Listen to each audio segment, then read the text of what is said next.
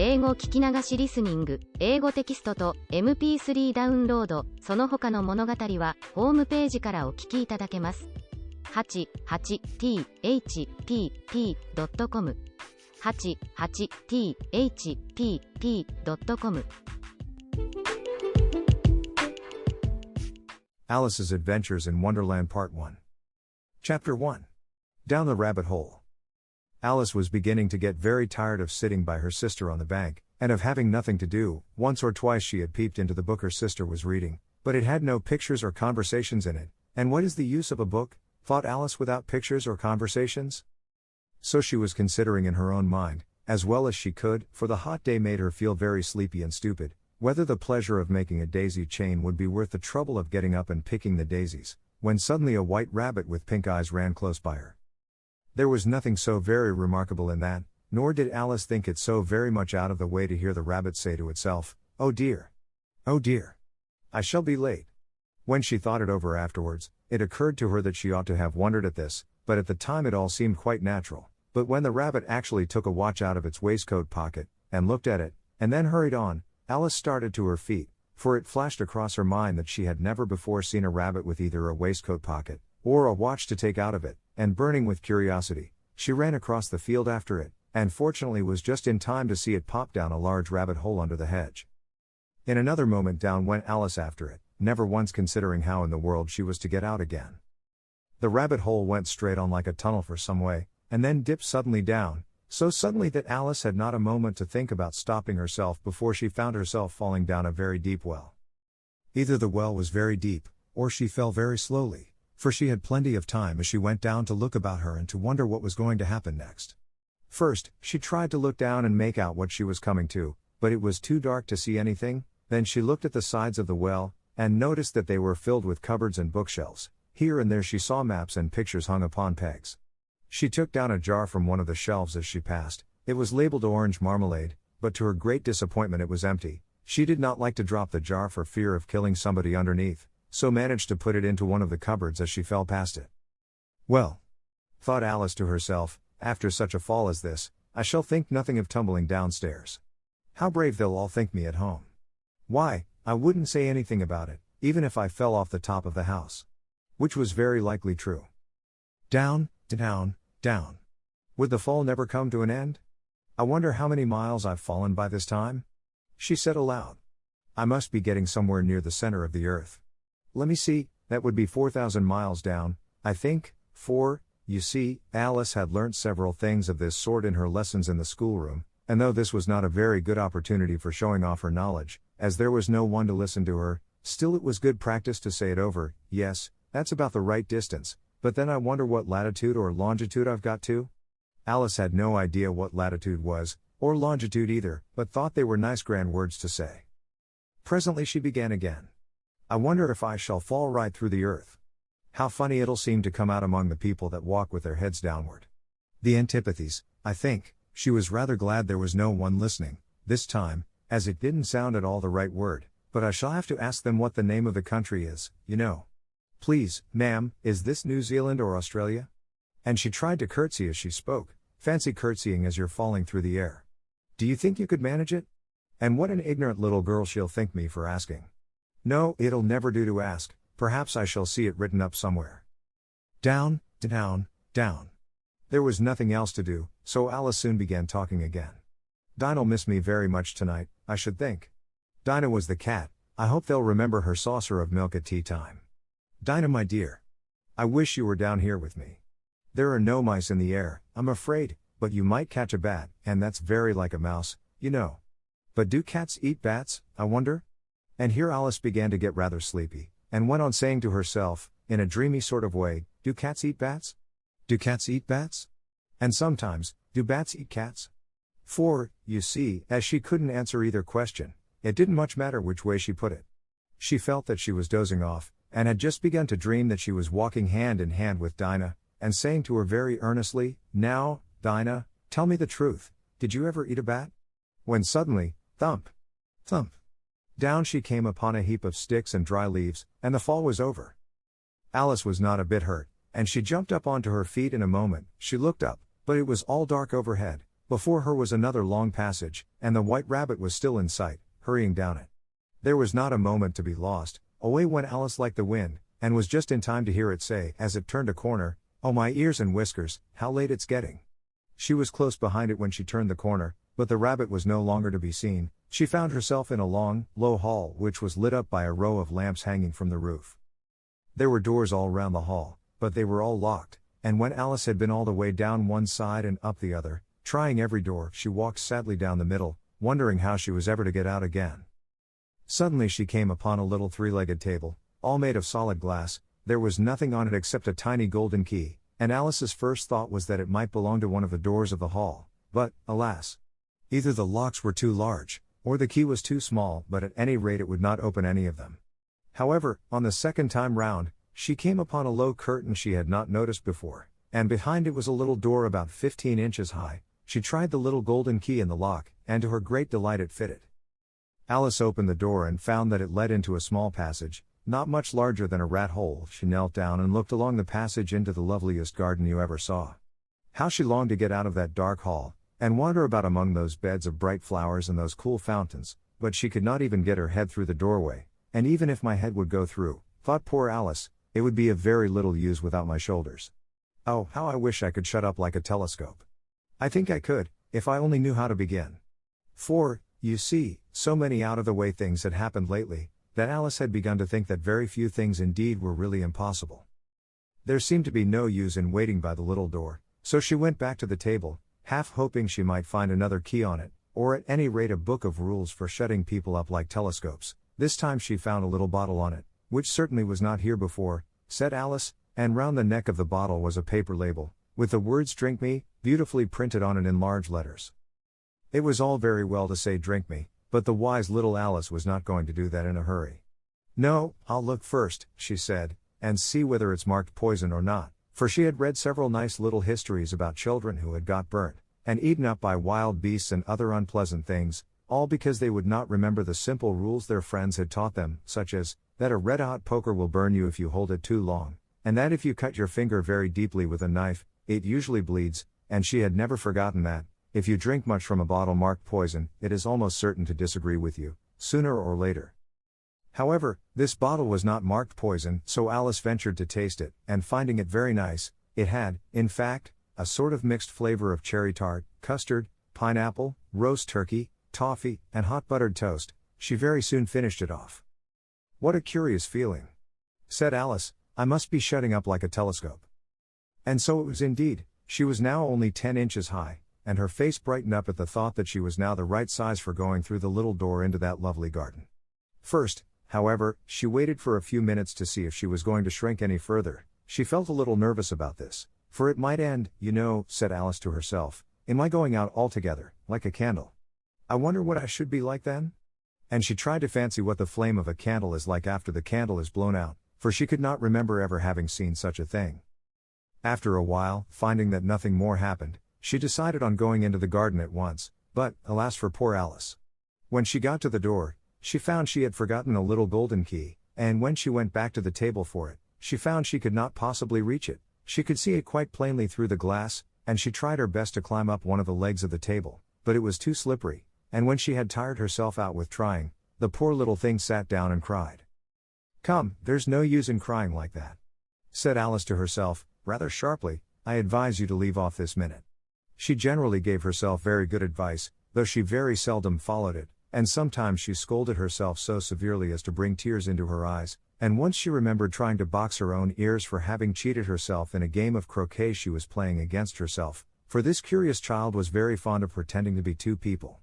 But it's no use now, thought poor Alice, to pretend to be two people. Why, there's hardly enough of me left to make one respectable person. Soon her eye fell on a little glass box that was lying under the table. She opened it and found in it a very small cake, on which the words "Eat me" were beautifully marked in currants. "Well, I'll eat it," said Alice, "and if it makes me grow larger, I can reach the key, and if it makes me grow smaller, I can creep under the door, so either way I'll get into the garden, and I don't care which happens." She ate a little bit, and said anxiously to herself, "Which way? Which way?" holding her hand on the top of her head to feel which way it was growing, and she was quite surprised to find that she remained the same size. To be sure, This generally happens when one eats cake, but Alice had got so much into the way of expecting nothing but out of the way things to happen, that it seemed quite dull and stupid for life to go on in the common way. So she set to work, and very soon finished off the cake. Chapter 2. The Pool of Tears. Curiouser and curiouser, cried Alice. She was so much surprised, that for the moment she quite forgot how to speak good English. Now I'm opening out like the largest telescope that ever was. Goodbye, feet. For when she looked down at her feet, they seemed to be almost out of sight, they were getting so far off. Oh, poor little feet, I wonder who will put on your shoes and stockings for you now, dears? I'm sure I shan't be able. I shall be a great deal too far off to trouble myself about you. You must manage the best way you can, but I must be kind to them, thought Alice, or perhaps they won't walk the way I want to go. Let me see, I'll give them a new pair of boots every Christmas. And she went on planning to herself how she would manage it. They must go by the carrier, she thought, and how funny it'll seem, sending presents to one's own feet. And how odd the directions will look. Alice's right foot, Esquire, hearthrug, near the fender, with Alice's love. Oh dear, what nonsense I'm talking. Just then her head struck against the roof of the hall. In fact, she was now more than 9 feet high, and she at once took up the little golden key and hurried off to the garden door. Poor Alice! It was as much as she could do, lying down on one side, to look through into the garden with one eye, but to get through was more hopeless than ever. She sat down and began to cry again. You ought to be ashamed of yourself, said Alice, a great girl like you, she might well say this, to go on crying in this way. Stop this moment, I tell you. But she went on all the same, shedding gallons of tears, until there was a large pool all round her, about 4 inches deep and reaching half down the hall. After a time she heard a little pattering of feet in the distance, and she hastily dried her eyes to see what was coming. It was the White Rabbit returning, splendidly dressed, with a pair of white kid gloves in one hand and a large fan in the other. He came trotting along in a great hurry, muttering to himself as he came, "Oh, the Duchess, the Duchess. Oh, won't she be savage if I've kept her waiting?" Alice felt so desperate that she was ready to ask help of any one, so when the rabbit came near her, she began, in a low, timid voice, "If you please, sir." The rabbit started violently, dropped the white kid gloves and the fan, and scurried away into the darkness as hard as he could go. Alice took up the fan and gloves, and, as the hall was very hot, she kept fanning herself all the time she went on talking, "Dear, dear. How queer everything is today. And yesterday things went on just as usual. I wonder if I've been changed in the night. Let me think, was I the same when I got up this morning? I almost think I can remember feeling a little different. But if I'm not the same, the next question is, who in the world am I? Ah, that's the great puzzle." And she began thinking over all the children she knew that were of the same age as herself, to see if she could have been changed for any of them.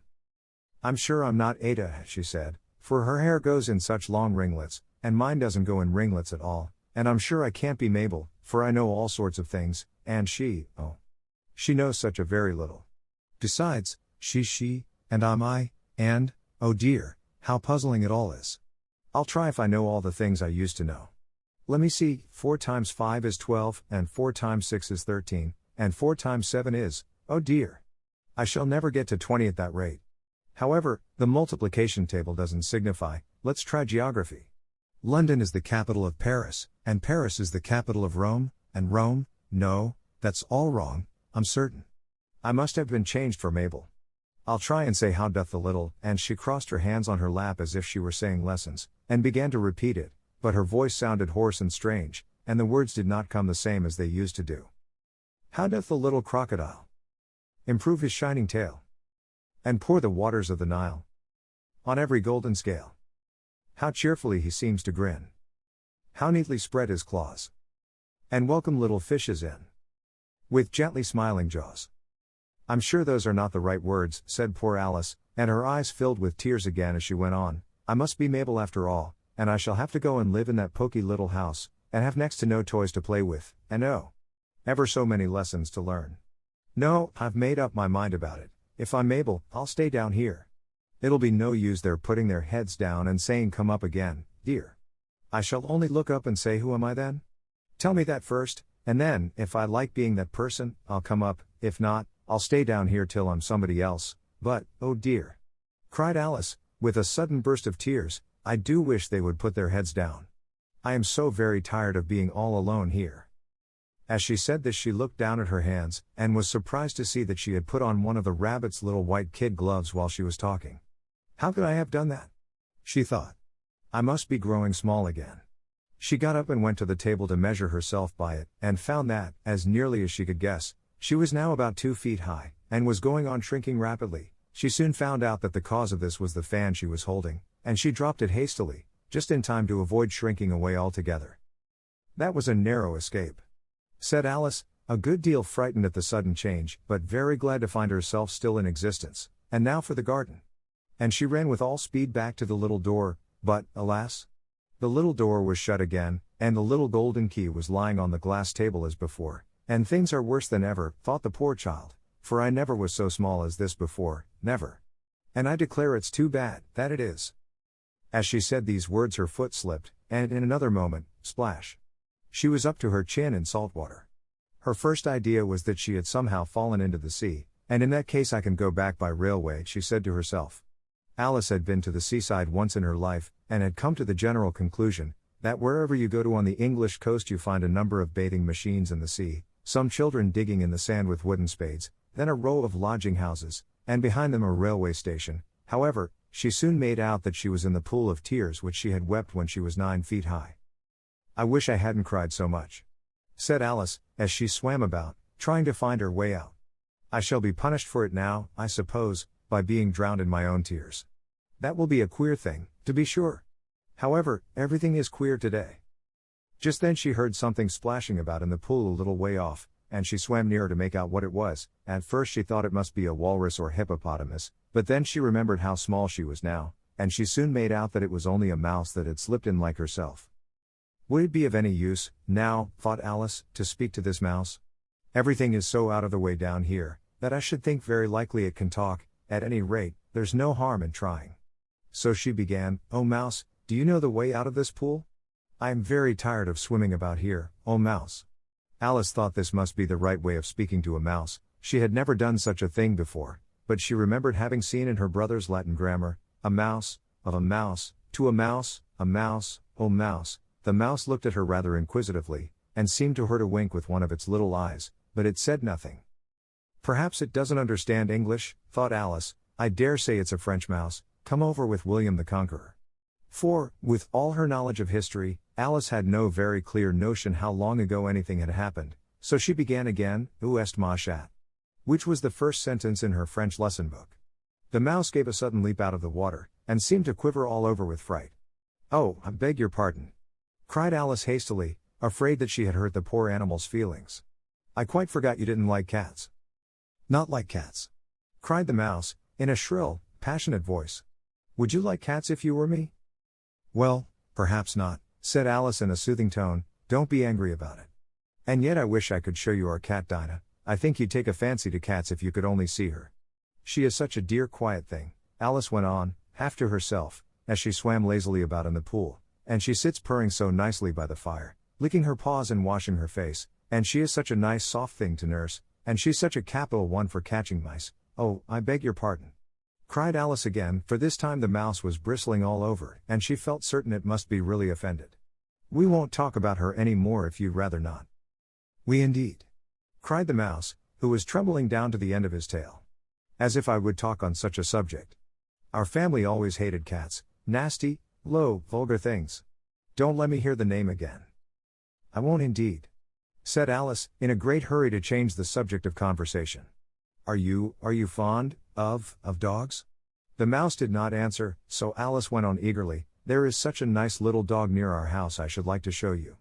A little bright-eyed terrier, you know, with, oh, such long curly brown hair. And it'll fetch things when you throw them, and it'll sit up and beg for its dinner, and all sorts of things, I can't remember half of them, and it belongs to a farmer, you know, and he says it's so useful, it's worth £100. He says it kills all the rats and, oh dear, cried Alice in a sorrowful tone, I'm afraid I've offended it again. For the mouse was swimming away from her as hard as it could go, and making quite a commotion in the pool as it went. So she called softly after it, Mouse dear, do come back again, and we won't talk about cats or dogs either, if you don't like them. When the mouse heard this, it turned round and swam slowly back to her. Its face was quite pale, with passion, Alice thought, and it said in a low trembling voice, Let us get to the shore, and then I'll tell you my history, and you'll understand why it is I hate cats and dogs. It was high time to go, for the pool was getting quite crowded with the birds and animals that had fallen into it. There were a duck and a dodo, a lory and an eaglet, and several other curious creatures. Alice led the way, and the whole party swam to the shore. Chapter 3. A caucus race and a longtail. They were indeed a queer-looking party that assembled on the bank, the birds with draggled feathers, the animals with their fur clinging close to them, and all dripping wet, cross, and uncomfortable. The first question of course was, how to get dry again. They had a consultation about this, and after a few minutes it seemed quite natural to Alice to find herself talking familiarly with them, as if she had known them all her life. Indeed, she had quite a long argument with the lory, who at last turned sulky, and would only say, I am older than you, and must know better, and this Alice would not allow without knowing how old it was, and, as the lory positively refused to tell its age, there was no more to be said. At last the mouse, who seemed to be a person of authority among them, called out, Sit down, all of you, and listen to me. I'll soon make you dry enough. They all sat down at once, in a large ring, with the mouse in the middle. Alice kept her eyes anxiously fixed on it, for she felt sure she would catch a bad cold if she did not get dry very soon. Ahem, said the mouse with an important air, are you all ready? This is the driest thing I know. Silence all round, if you please. William the Conqueror, whose cause was favored by the Pope, was soon submitted to by the English, who wanted leaders, and had been of late much accustomed to usurpation and conquest. Edwin and Morcar, the Earls of Mercia and Northumbria. Ugh, said the lory, with a shiver. I beg your pardon, said the mouse, frowning, but very politely, did you speak? Not I, said the lory hastily. I thought you did, said the mouse. I proceed. Edwin and Morcar, the Earls of Mercia and Northumbria, declared for him, and even Stigand, the patriotic Archbishop of Canterbury, found it advisable. Found what? Said the duck. Found it, the mouse replied rather crossly, of course you know what it means. I know what it means well enough. When I find a thing, said the duck, it's generally a frog or a worm. The question is, what did the Archbishop find? The mouse did not notice this question, but hurriedly went on, found it advisable to go with Edgar Atheling to meet William and offer him the crown. William's conduct at first was moderate. But the insolence of his Normans, how are you getting on now, my dear? It continued, turning to Alice as it spoke. As wet as ever, said Alice in a melancholy tone, it doesn't seem to dry me at all. In that case, said the dodo solemnly, rising to its feet, I move that the meeting adjourn, for the immediate adoption of more energetic remedies. Speak English, said the eaglet. I don't know the meaning of half those long words, and, what's more, I don't believe you do either.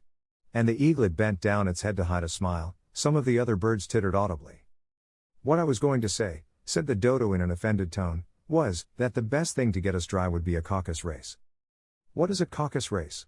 Said Alice, not that she wanted much to know, but the dodo had paused as if it thought that somebody ought to speak, and no one else seemed inclined to say anything.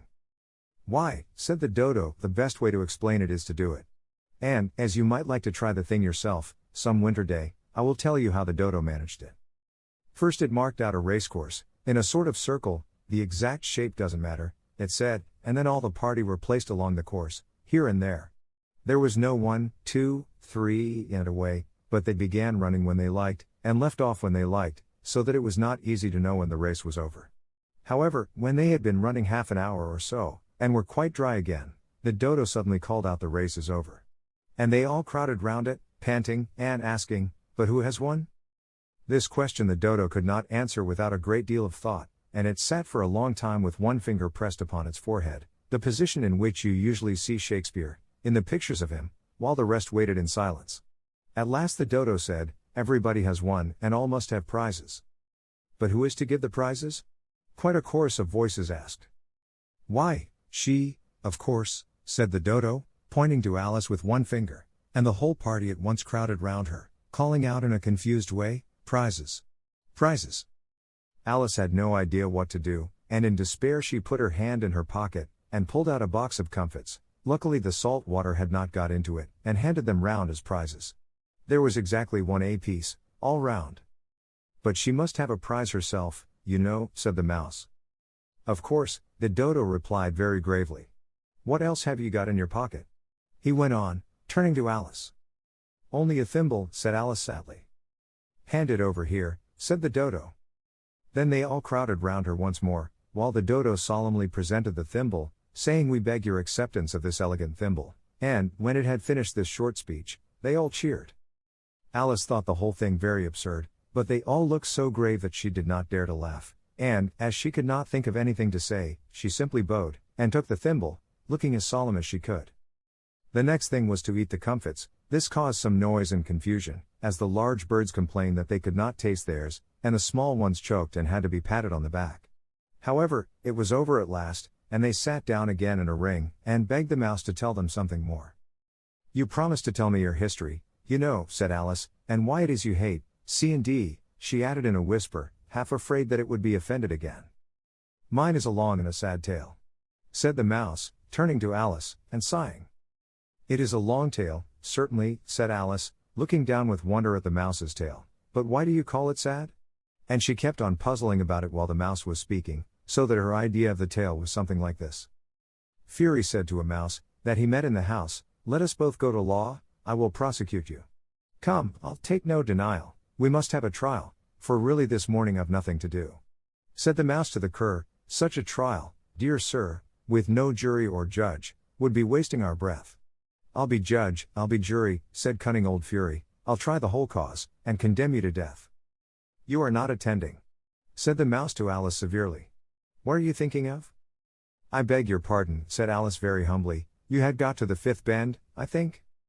"I had not," cried the mouse, sharply and very angrily. "A nut," said Alice, always ready to make herself useful, and looking anxiously about her. "Oh, do let me help to undo it." "I shall do nothing of the sort," said the mouse, getting up and walking away. "You insult me by talking such nonsense." "I didn't mean it," pleaded poor Alice. "But you're so easily offended, you know." The mouse only growled in reply. "Please come back and finish your story." Alice called after it, and the others all joined in chorus, "Yes, please do." But the mouse only shook its head impatiently, and walked a little quicker. "What a pity it wouldn't stay," sighed the lory, as soon as it was quite out of sight, and an old crab took the opportunity of saying to her daughter, "Ah, my dear, let this be a lesson to you never to lose your temper." "Hold your tongue, ma," said the young crab, a little snappishly. "You're enough to try the patience of an oyster." "I wish I had our Dinah here, I know I do," said Alice aloud, addressing nobody in particular. "She'd soon fetch it back." "And who is Dinah, if I might venture to ask the question?" said the lory. Alice replied eagerly, for she was always ready to talk about her pet. "Dinah's our cat. And she's such a capital one for catching mice you can't think. And oh, I wish you could see her after the birds. Why, she'll eat a little bird as soon as look at it." This speech caused a remarkable sensation among the party. Some of the birds hurried off at once. One old magpie began wrapping itself up very carefully, remarking, "I really must be getting home, the night air doesn't suit my throat." And a canary called out in a trembling voice to its children, "Come away, my dears. It's high time you were all in bed." On various pretexts they all moved off, and Alice was soon left alone. "I wish I hadn't mentioned Dinah," she said to herself in a melancholy tone. "Nobody seems to like her, down here, and I'm sure she's the best cat in the world. Oh, my dear Dinah! I wonder if I shall ever see you any more." And here poor Alice began to cry again, for she felt very lonely and low-spirited. In a little while, however, she again heard a little pattering of footsteps in the distance, and she looked up eagerly, half hoping that the mouse had changed his mind, and was coming back to finish his story. Chapter 4. The Rabbit Sends in a Little Bill. It was the White Rabbit, trotting slowly back again, and looking anxiously about as it went, as if it had lost something, and she heard it muttering to itself, "The Duchess. The Duchess. Oh my dear paws. Oh my fur and whiskers. She'll get me executed, as sure as ferrets are ferrets. Where can I have dropped them, I wonder?" Alice guessed in a moment that it was looking for the fan and the pair of white kid gloves, and she very good-naturedly began hunting about for them, but they were nowhere to be seen. Everything seemed to have changed since her swim in the pool, and the great hall, with the glass table and the little door, had vanished completely. Very soon the rabbit noticed Alice, as she went hunting about, and called out to her in an angry tone, "Why, Mary Ann, what are you doing out here? Run home this moment, and fetch me a pair of gloves and a fan. Quick, now!" And Alice was so much frightened that she ran off at once in the direction it pointed to, without trying to explain the mistake it had made. "He took me for his housemaid," she said to herself as she ran. How surprised he'll be when he finds out who I am. But I'd better take him his fan and gloves, that is, if I can find them. As she said this, she came upon a neat little house, on the door of which was a bright brass plate with the name W. Rabbit engraved upon it. She went in without knocking, and hurried upstairs, in great fear lest she should meet the real Marianne, and be turned out of the house before she had found the fan and gloves. How queer it seems, Alice said to herself, to be going messages for a rabbit. I suppose Dinah'll be sending me on messages next. And she began fancying the sort of thing that would happen. Miss Alice, come here directly, and get ready for your walk. Coming in a minute, nurse. But I've got to see that the mouse doesn't get out. Only I don't think, Alice went on, that they'd let Dinah stop in the house if it began ordering people about like that. By this time she had found her way into a tidy little room with a table in the window, and on it, as she had hoped, a fan and 2 or 3 pairs of tiny white kid gloves. She took up the fan and a pair of the gloves, and was just going to leave the room, when her eye fell upon a little bottle that stood near the looking-glass. There was no label this time with the words "Drink me," but nevertheless she uncorked it and put it to her lips. I know something interesting is sure to happen, she said to herself, whenever I eat or drink anything, so I'll just see what this bottle does. I do hope it'll make me grow large again, for really I'm quite tired of being such a tiny little thing. It did so indeed, and much sooner than she had expected. Before she had drunk half the bottle, she found her head pressing against the ceiling, and had to stoop to save her neck from being broken. She hastily put down the bottle, saying to herself, that's quite enough, I hope I shan't grow any more, as it is, I can't get out at the door, I do wish I hadn't drunk quite so much. Alas! It was too late to wish that. She went on growing, and very soon had to kneel down on the floor. In another minute there was not even room for this, and she tried the effect of lying down with one elbow against the door, and the other arm curled round her head. Still she went on growing, and, as a last resource, she put one arm out of the window, and one foot up the chimney, and said to herself, now I can do no more, whatever happens. What will become of me? Luckily for Alice, the little magic bottle had now had its full effect, and she grew no larger. Still it was very uncomfortable, and, as there seemed to be no sort of chance of her ever getting out of the room again, no wonder she felt unhappy.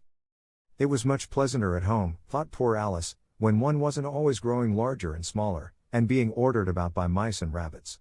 I almost wish I hadn't gone down that rabbit hole, and yet, it's rather curious, you know, this sort of life. I do wonder what can have happened to me. When I used to read fairy tales, I fancied that kind of thing never happened. And now here I am in the middle of one. There ought to be a book written about me, that there ought. And when I grow up, I'll write one, but I'm grown up now, she added in a sorrowful tone. At least there's no room to grow up any more here. But then, thought Alice, shall I never get any older than I am now? That'll be a comfort, one way, never to be an old woman, but then, always to have lessons to learn. Oh, I shouldn't like that. Oh, you foolish Alice. She answered herself. How can you learn lessons in here? Why, there's hardly room for you, and no room at all for any lesson books.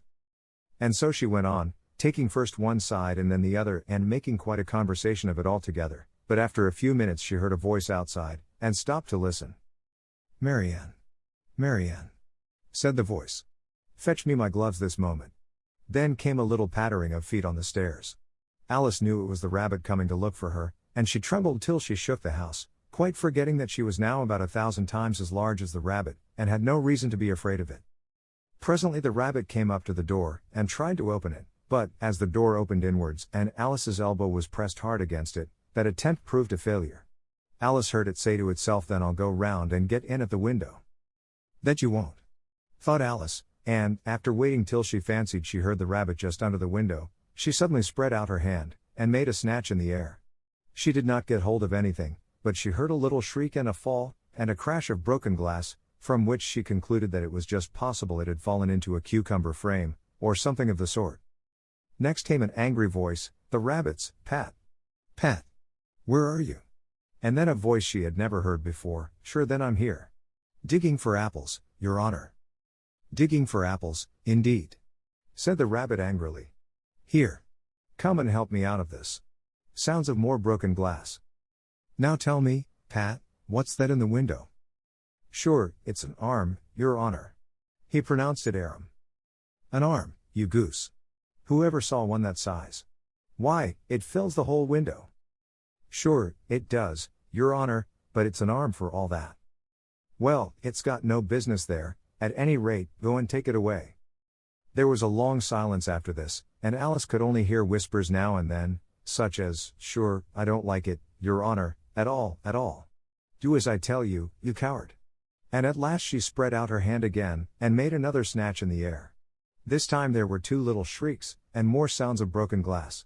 What a number of cucumber frames there must be, thought Alice. I wonder what they'll do next. As for pulling me out of the window, I only wish they could. I'm sure I don't want to stay in here any longer. She waited for some time without hearing anything more. At last came a rumbling of little cartwheels, and the sound of a good many voices all talking together. She made out the words, "Where's the other ladder? Why, I hadn't to bring but one. Bill's got the other, Bill. Fetch it here, lad. Here, put 'em up at this corner. No, tie 'em together first. They don't reach half high enough yet. Oh, they'll do well enough. Don't be particular. Here, Bill. Catch hold of this rope. Will the roof bear? Mind that loose slate. Oh, it's coming down. Heads below." A loud crash. Now, who did that? It was Bill, I fancy. Who's to go down the chimney? Nay, I shan't. You do it. That I won't, then. Bill's to go down. Here, Bill. The master says you're to go down the chimney. Oh. So Bill's got to come down the chimney, has he? Said Alice to herself. Shy, they seem to put everything upon Bill. I wouldn't be in Bill's place for a good deal. This fireplace is narrow, to be sure, but I think I can kick a little. She drew her foot as far down the chimney as she could, and waited till she heard a little animal, she couldn't guess of what sort it was, scratching and scrambling about in the chimney close above her. Then, saying to herself, "This is Bill," she gave one sharp kick, and waited to see what would happen next. The first thing she heard was a general chorus of "There goes Bill." Then the rabbit's voice along, "Catch him, you by the hedge." Then silence, and then another confusion of voices, "Hold up his head, brandy now, don't choke him, how was it, old fellow? What happened to you? Tell us all about it." Last came a little feeble, squeaking voice, "That's Bill," thought Alice. "Well, I hardly know, no more, thank ye, I'm better now, but I'm a deal too flustered to tell you. All I know is, something comes at me like a jack-in-the-box, and up I goes like a skyrocket." "So you did, old fellow," said the others. "We must burn the house down," said the rabbit's voice, and Alice called out as loud as she could, "If you do, I'll set dynamite you." There was a dead silence instantly, and Alice thought to herself, "I wonder what they will do next. If they had any sense, they'd take the roof off." After a minute or two, they began moving about again, and Alice heard the rabbit say, "A barrowful will do, to begin with." A barrowful of what? Thought Alice, but she had not long to doubt, for the next moment a shower of little pebbles came rattling in at the window, and some of them hit her in the face. "I'll put a stop to this," she said to herself, and shouted out, "You'd better not do that again." Which produced another dead silence. Alice noticed with some surprise that the pebbles were all turning into little cakes as they lay on the floor, and a bright idea came into her head. "If I eat one of these cakes," she thought, "it's sure to make some change in my size, and as it can't possibly make me larger, it must make me smaller, I suppose." So she swallowed one of the cakes, and was delighted to find that she began shrinking directly. As soon as she was small enough to get through the door, she ran out of the house, and found quite a crowd of little animals and birds waiting outside. The poor little lizard, Bill, was in the middle, being held up by 2 guinea pigs, who were giving it something out of a bottle. They all made a rush at Alice the moment she appeared, but she ran off as hard as she could, and soon found herself safe in a thick wood. "The first thing I've got to do," said Alice to herself, as she wandered about in the wood, "is to grow to my right size again, and the second thing is to find my way into that lovely garden. I think that will be the best plan." It sounded an excellent plan, no doubt, and very neatly and simply arranged. The only difficulty was, that she had not the smallest idea how to set about it, and while she was peering about anxiously among the trees, a little sharp bark just over her head made her look up in a great hurry. An enormous puppy was looking down at her with large round eyes, and feebly stretching out one paw, trying to touch her. "Poor little thing," said Alice, in a coaxing tone, and she tried hard to whistle to it, but she was terribly frightened all the time at the thought that it might be hungry, in which case it would be very likely to eat her up in spite of all her coaxing. Hardly knowing what she did, she picked up a little bit of stick and held it out to the puppy, whereupon the puppy jumped into the air off all its feet at once, with a yelp of delight, and rushed at the stick and made believe to worry it. Then Alice dodged behind a great thistle, to keep herself from being run over, and the moment she appeared on the other side, the puppy made another rush at the stick, and tumbled head over heels in its hurry to get hold of it. Then Alice, thinking it was very like having a game of play with a cart horse, and expecting every moment to be trampled under its feet, ran round the thistle again. Then the puppy began a series of short charges at the stick, running a very little way forwards each time and a long way back, and barking hoarsely all the while, till at last it sat down a good way off, panting, with its tongue hanging out of its mouth, and its great eyes half shut. This seemed to Alice a good opportunity for making her escape, so she set off at once, and ran till she was quite tired and out of breath, and till the puppy's bark sounded quite faint in the distance. "And yet what a dear little puppy it was," said Alice, as she leant against a buttercup to rest herself, and fanned herself with one of the leaves. "I should have liked teaching it tricks very much, if I'd only been the right size to do it. Oh dear! I'd nearly forgotten that I've got to grow up again. Let me see, how is it to be managed? I suppose I ought to eat or drink something or other, but the great question is, what?" The great question certainly was, what? Alice looked all round her at the flowers and the blades of grass, but she did not see anything that looked like the right thing to eat or drink under the circumstances.